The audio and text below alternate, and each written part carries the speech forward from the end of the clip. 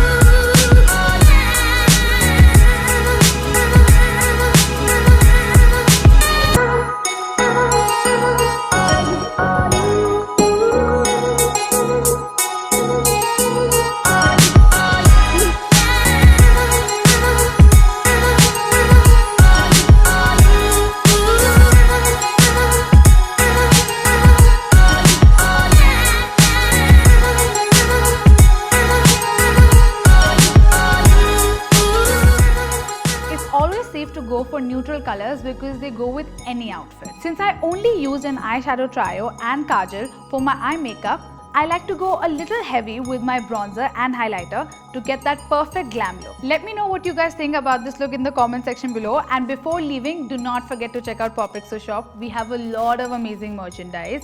The link is in the description. Happy shopping! And for more such makeup tutorials and skincare tips and tricks, keep watching POPxo daily.